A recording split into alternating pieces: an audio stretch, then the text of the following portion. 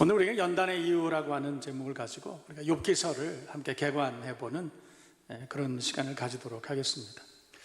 며칠 전입니다. 우리 어떤 성도님께서 저한테 연락을 하셨는데, 목사님 내일 혹시 미사역 근처 나가시나요?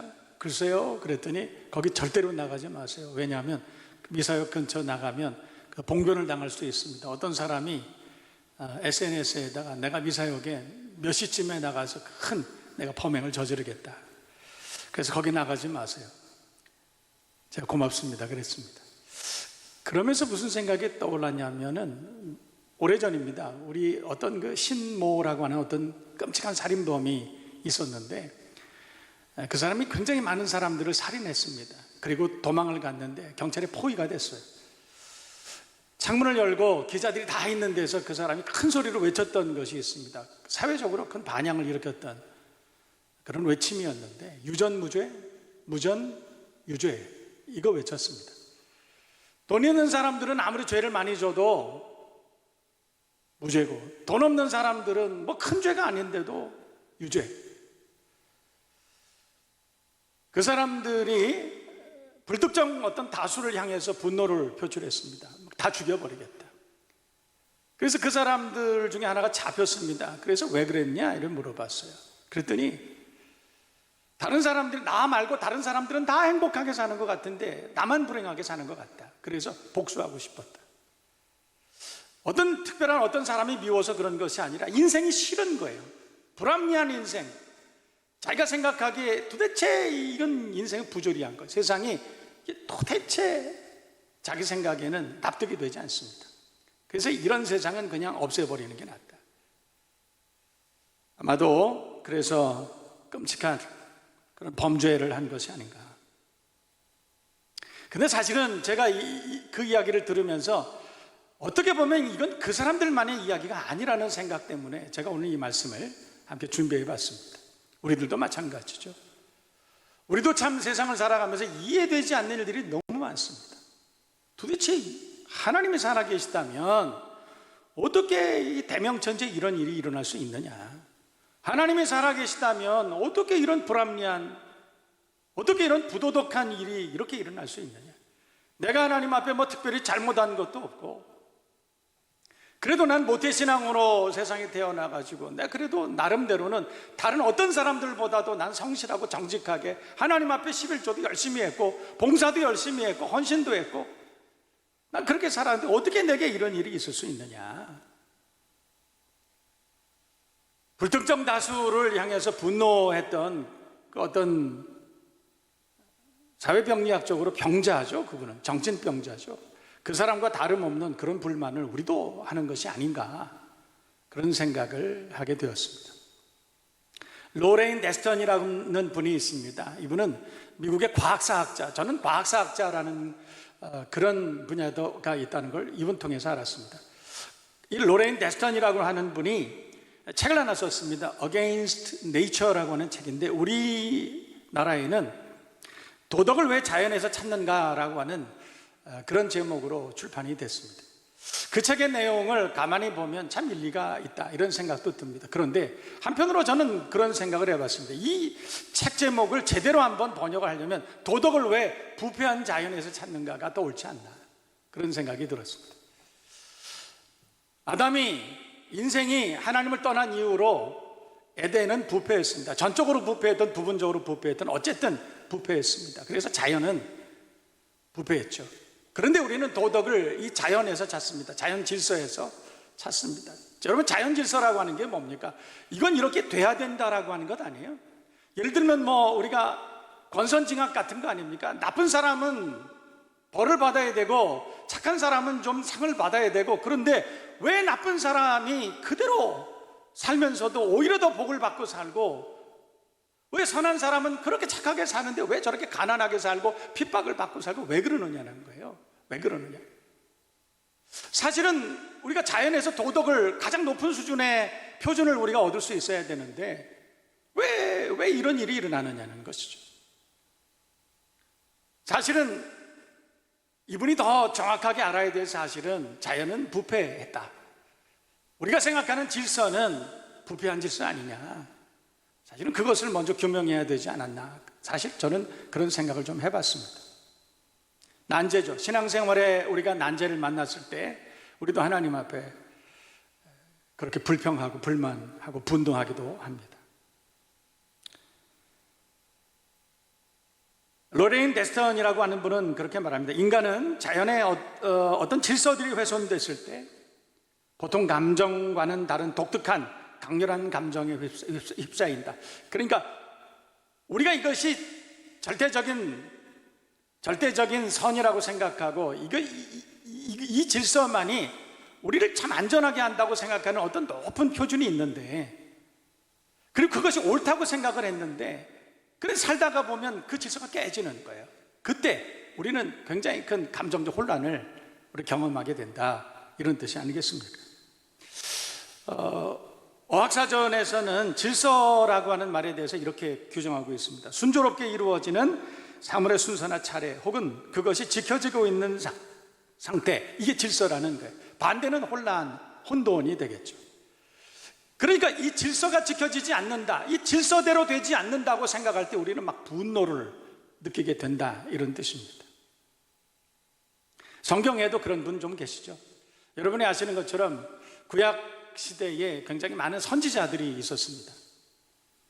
열왕시대가 막 끝나는 그 무렵에 하나님께서는 많은 선지자들을 이스라엘과 유다에 보내주셨습니다. 근데 그 이스라엘과 유다에 보내주셨던 그 수많은 선지자들이 한결같이 불평했던 것이 뭐냐면, 하나님, 어떻게 하나님이 살아계신데 이런 일이 일어날 수 있습니까? 할례받지 못한 저 이방인들이 어떻게 할례받은 하나님의 백성들 유다, 이스라엘을 어떻게 침략할 수 있고, 하나님의 자녀들이 어떻게 저 할례받지 않은 저 사람들에게 고난을 당할 수 있다는 말입니까? 이게 어떻게 돼서 이런 질서 없는 혼란스러운 혼돈의 사건이 어떻게 일어날 수 있다는 말입니까? 그러면서 하나님 앞에 불평합니다. 예레미야도 그랬죠. 하박국도 마찬가지입니다. 하박국은 그렇게 말합니다. 하나님, 어떻게 악인이 세상을 득세할 수 있습니까? 어떻게 악인이 그럴 수 있습니까? 죽을 때까지 악인이 건강하게 잘 살고 고난도 재앙도 없고, 여러분, 이거는 시편 73편 얘기입니다. 고난도 재앙도 없이 하는 일마다 악인이 날마다 순탄하고 악하게 살면서도 교만하고 강포하기 짝이 없는데, 근데 이 악한 사람이 돈도 잘 벌고 권력도 없고 어떻게 저렇게 잘 살 수 있습니까? 그러면서 시편 73편의 기자는 똑같이 물어요. 그러니까 성경에 있는 수많은 선지자들, 믿음의 사람들이 하나님 앞에 불평했던 건 뭐냐면, 하나님, 어떻게 하나님이 살아계신데 이렇게 무질서할 수가 있습니까? 이렇게 무질서한 것을 어떻게 하나님은 차마 보고만 계십니까? 이러면서 막 불평하는 거예요. 난 살 수가 없습니다. 살 수가 없습니다. 요나도 마찬가지입니다.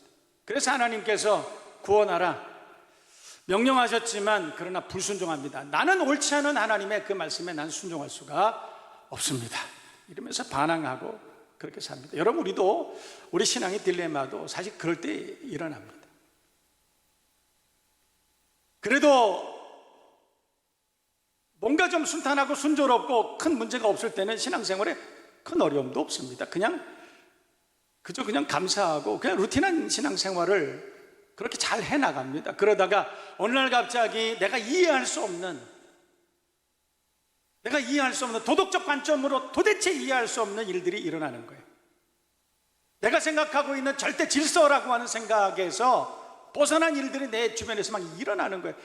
그때마다 우리 막 분노합니다. 어떻게 하나님이 이럴 수가 있습니까? 그래서 우리는 신앙적인 큰 위기를 경험하기도 한다, 그런 말입니다. 그래서 저는 이런 문제 제기를 하면서 오늘 욥기를 함께 살펴보려고 합니다.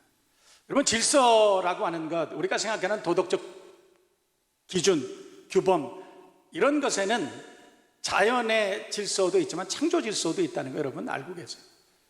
우리가 일반적으로 생각하는 자연 질서도 있지만 그건 우리가 살아가는 우리의 삶의 규범이죠. 근데 사실은 창조 질서가 있습니다. 오늘 저는 그 얘기를 좀 하려고 합니다. 성경이 말씀하시고 있는 창조 질서가 뭐냐, 하나님의 선한 섭리라고 하는 것이 뭐냐, 욥기를 통해서 우리가 함께 은혜를 나누고자 합니다. 여러분, 우리가 욥기 그러면 참 우리에게 참 많은 도움이 되는 그런 말씀들도 많이 있지만 욥기만큼 우리를 참 헷갈리게 하는 책이 없습니다. 그래서 욥기 안에서도 보면은 욥이 큰 고난을 당합니다. 여러분 아시죠? 욥기는 이렇게 시작합니다. 욥은 동방의 의인이었다. 동방의 의인이었다. 하나님 참 잘 섬기고 예배하는, 어떻게 보면 자녀들까지도 잘 가르친 신앙적인 유전도 잘 감당, 전승도 잘 이루어내고 하나님께 참 칭찬받을 만한 그런 사람이었다. 욥기는 그렇게 시작하죠. 그런데 여러분이 아시는 것처럼 욥이 그렇게 잘 살아가고 있으니까 사단이 시기합니다. 사단이 시기한 건 욥을 시기한 것이 아니라 하나님을 시기한 거겠죠. 그래서 하나님 앞에 찾아가서 욥이 왜 저렇게 하나님을 잘 섬기는지 아십니까? 욥은 착한 사람이고 원래 그런 사람이야. 그랬더니 마귀가, 사단이 무슨 말을 했냐면, 하나님, 욥에게 하나님께서 저렇게 큰 은혜와 축복을 주시고 잘 살게 하시고 건강하게 하시고 다복하게 하시고 그래서 하나님을 잘 섬기는 거예요. 만약에 그가 그 하나님 주신 모든 것을 다 잃어버린다 하더라도 하나님 잘 섬길까요? 그랬더니 하나님께서 그럴걸? 그랬더니 그럼 제가 한번 시험해 보겠습니다. 그래서 여러분이 아시는 것처럼 사단이 욥을 시험합니다. 여러분이 아시는 것처럼 싹 뺏어갑니다.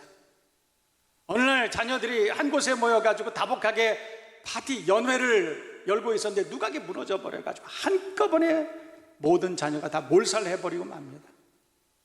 소와 양떼가 엄청나게 많았습니다. 말과 나귀가 엄청나게 많았습니다. 지금으로 말하면 종합상사 그룹의 총수였다는 거예요. 근데 그 모든 회사들이 다 망했다, 무너졌다. 도둑이 와서 다 뺏어갔다, 훔쳐갔다, 다 잃어버린 거예요.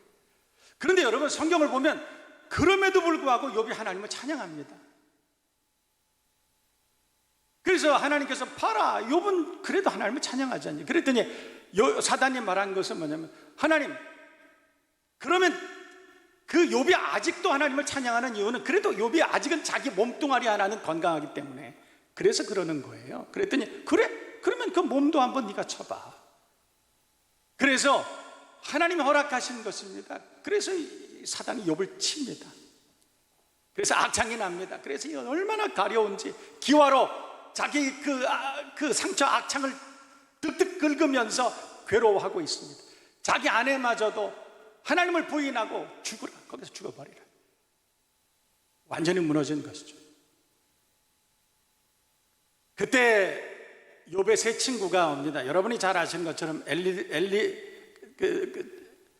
빌닷과 소발이라고 하는, 엘리바스라고 하는 이 세 명의 그 친구들이 찾아옵니다. 그 친구들이 찾아와서 논쟁을 하는 그 책의 내용이 바로 욥기예요. 그런데 이 욥기를 읽으면서 우리는 대단히 헷갈립니다. 아니, 어떻게 이럴 수가 있지? 아니, 이 사람 말이 옳은 것 같기도 하고 저 사람 말이, 욥의 말이 옳은가? 엘리바스의 말이 옳은가? 이 빌닷과 소발의 말이 옳은가? 이 누구 말이 옳지? 그런데 가만히 듣다 보면 도대체 누구의 말도 옳은 것 같지가 않습니다. 답답해요. 그 논쟁을 우리가 보면서 우리 거기서 답을 얻지 못합니다. 오히려 점점 우리 자신도 더 답답해지는 걸 느낍니다. 여러분, 왜 욥기는 이렇게 답답한 책일까요? 왜 우리는 욥기를 읽으면서도 명쾌한 인생의 어떤 답을 찾지 못할까요? 많은 목사님들은 욥기를 그렇게 해석하고 설교합니다. 욥은 아무 이유 없이 큰 어려움을 당했지만 그러나 욥은 믿음이 있었기 때문에 믿음으로 그 고난을 잘 참고 그랬더니 하나님께서 마침내 그에게 갑절의 복을 주셨다. 우리 그렇게 해석합니다. 그래서 고난이 있으면 그냥 참아야 된다. 물론 그 말 맞습니다. 그렇게 설교해야 됩니다. 그런데 사실은 그렇게 순종하고 잘 참아야 된다는 그 내용을 그렇게 설명하면 사실 안 되는 것이 아닐까, 그런 생각이 듭니다. 여러분, 제가 묻습니다. 욥이 정말 의인이었습니까? 욥이 진짜 믿음의 사람이었습니까? 욥이 받은 축복이 진짜 큰 축복이었습니까?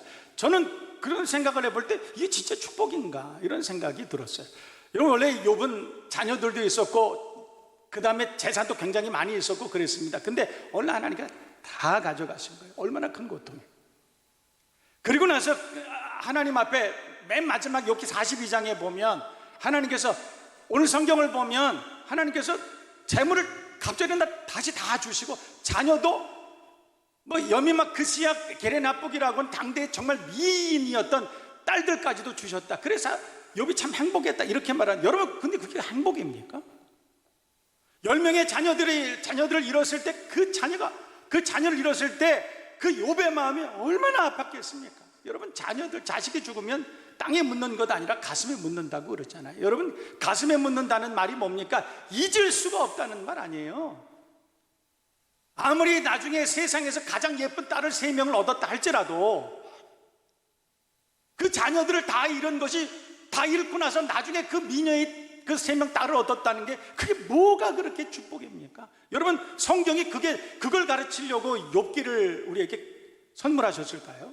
욥기의 내용이 그겁니까? 잘 참으면 아무리 그 전에 고난이라도 나중에 이렇게 예쁜 딸 얻는다, 이게 욥기의 교훈입니까? 제 이름하고 비슷한 어떤 그 목사님 계신데, 그분 집사였을 때 여러분 아실 거예요. 김기동 집사라는 분 계신데 고구마 전도로 유명한 분이죠. 그분 간증하고 다니셨는데 큰 은혜를 많이 받았습니다, 사람들이. 근데 그분이 어떻게 해서 그렇게 집사가 나중엔 목사가 되기까지 큰 은혜를 받고 그렇게 했었냐면, 집사 시절에 아주 그냥 자기 말로는 잡사였다, 잡사. 아주 그냥 방탕하게 주일날도 막 놀러 다니고 막 그랬다. 그러다가 어느 날 주일날 놀러 가다가 몇 쭉 충돌이 나는 큰 사고를 당했는데 막 가족들 다 작살나고 박살이 난 거예요. 그때 하나님 앞에 믿음으로 서원했습니다. 하나님, 한 번만 살려주시면 내가 주의 복음 위에 살겠습니다. 그래서 살려주셨다는 거예요. 그래서 그 뒤로는 복음 전하면서 산다, 고구마 전도 그거 전하면서 산다. 그랬더니 많은 사람들이 은혜를 받았다고 그럽니다. 집회 끝나고 나가는데 어떤 권사님이 와서 손을 꼭 잡으면서 그러더래요. 집사님, 너무너무 부러워요. 너무 부러워. 집사님 같이 막 그냥 살아있는 믿음 가지고 그런 믿음의 경험을 한 게 난 너무 부러워요. 그래서 그랬대, 그 집사님이. 그때 당시에 그랬대, 권사님, 그럼 권사님도 한 오중충돌 한번 나 보실래요? 여러분, 오중충돌 나고 은혜 받은 것이 그게 복입니까? 사실 여러분, 저는 솔직하게 한번 묻고 싶어요. 자녀들 다 잃어버리고 나서 나중에 예쁜 딸 셋 얻은 게 그게 복입니까? 난 또 하나 의문이 하나 있습니다. 여러분, 성경 보면 욥은 의인이라고 그렇게 시작하지 않습니까? 여기 우리는 참 많은 걸 생각해야 된다고 생각합니다. 욥 의인이라고 합니다. 믿음의 사람이라고 말합니다. 근데 난 진짜 믿음의 사람이었을까? 여러분, 욥이 고난을 당했을 때 성경은 맨 마지막 욥이 그래도 하나님 앞에 감사해서 갑절의 복을 얻었고 하나님 앞에 칭찬받았다고 그러지만, 사실은요 37장까지 욥은 끊임없이 갈등합니다. 끊임없이 하나님 앞에 불순종하고 불평하고 원망하고 갈등하고 반항합니다. 여러분, 그게 무슨 의인입니까? 뭐 그렇게 믿음의 사람입니까? 생각해보면 욥은 우리가 생각하는 그런 사람이 아니었을 수도 있겠다, 그런 생각이 듭니다. 여러분, 욥은 그 이전에 도덕적 관점을 가지고 세상을 삽니다. 질서라고 하는 것을 가장 높은 표준으로 알고 살고 있었습니다. 그게 규범이었어요. 가장 높은 규범이었어요. 그렇게 살아야 된다는 것이죠. 우리 신앙생활도 권선징악 안에 묶여 있는 것 아닙니까? 우리 신앙생활도 인과응보 뭐 이런 데 묶여 있는 것 아니에요? 그래서 어떤 사람이 무슨 일을 당하면 그 사람 죄를 지었기 때문에 그런 거야. 그 사람이 그랬기 때문에 나중에 그런 결과가 나온 거야. 우리 그렇게 생각하잖아요. 우리 신앙의 딜레마, 우리가 시험 들거나 우리가 막 힘들어하는 이유가 사실은 거기에 있다는 거예요. 창조주의 선한 섭리를 우리가 알지 못한다는 것입니다. 하나님의 창조 질서를 생각하지 않고 우리는 자연 질서만을 생각하고 도덕적 규범만을 생각하고 도덕적 관점으로 우리는 인생을 살고 신앙생활하고 있다는 것입니다. 그 도덕적 규범 안에 우리는 하나님을 가둬놓고 사는 거예요. 하나님은 이래야 된다고 생각하는 것입니다. 적어도 하나님은 이래야 되는 것 아닙니까? 그래서 우리 신정론 같은 거 말하잖아요. 하나님 과연 옳으냐? 하나님은 옳으냐? 여러분, 우리가 우리의 도덕적 관점, 우리의 도덕적 잣대를 가지고 하나님을 재단하고 있고 그 안에 하나님을 가둬놓고 하나님의 창조를 그 안에까지 가둬놓고, 그리고 하나님의 창조는 이래야 된다, 하나님은 이래야 된다고 우리 그렇게 말하잖아요. 그래서 거기에 벗어난 사람들은 또 그럴 수밖에 없었어. 사실은 그 질서, 자연 질서 자체도 사실은 부패한 자연 질서입니다. 인생이 하나님을 떠난 다음서부터 자연은, 모든 피조물은 부패한 것이죠. 거기에서 무슨 도덕을 찾습니까? 우리가 말하는 그 도덕이 옳습니까? 우리가 말하고 있는 그 도덕이 옳은 거예요? 막 싸우는 사람이 있습니다. 가만히 보면, 누가 옳은가 가만히 보면 객관적 사실보다는 서로가 내가 옳다는 거예요.